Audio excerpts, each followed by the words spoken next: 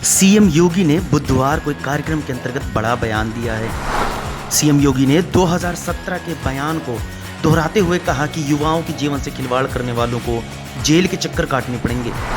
CM योगी ने कहा कि 2017 के पहले चयन आयोगों पर सवाल उठते थे, भाई भतीजावाद का बोलबाला था। उन्होंने 795 अभ्यर्थियों को नियुक्ति पत्र देते हुए बधाई दी। सीएम योगी का पूरा बयान सुनिए कि उन्होंने क्या क्या कहा। 2017 में, मार्च 2017 में जब हम लोगों ने शासन की बागडोर संभाली थी, हर एक विभाग में पद खाली पड़े हुए थे।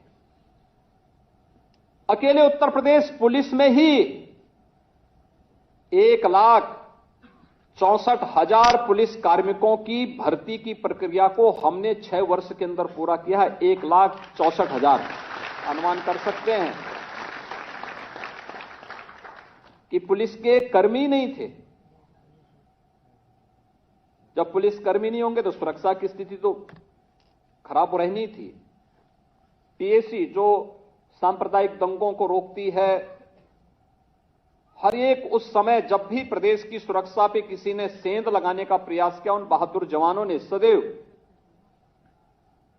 अपनी जान की परवाह किए बगैर प्रदेश की सुरक्षा में सेंध नहीं लगने दिया। 54 कंपनियां पीएसी की समाप्त कर दी गई थी, भर्ती नहीं हो रही थी, क्योंकि भर्ती की प्रक्रिया चाहे वह शिक्षा का हो, चाहे वह सुरक्षा से जुड़ी हुई हमारी पुलिस महकमे का हो या विभिन्न विभागों का हो, ये भर्ती इसलिए नहीं पूरी हो पाती थी क्योंकि भर्ती की प्रक्रिया प्रारंभ होते ही एक तो जितने भी आयोग थे उन सभी चयन आयोगों के ऊपर प्रश्न चिन्ह लगे हुए थे।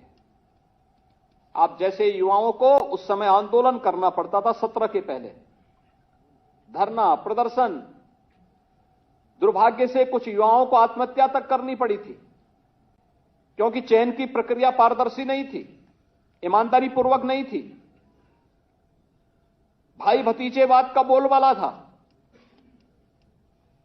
पैसे का लेन देन होता था।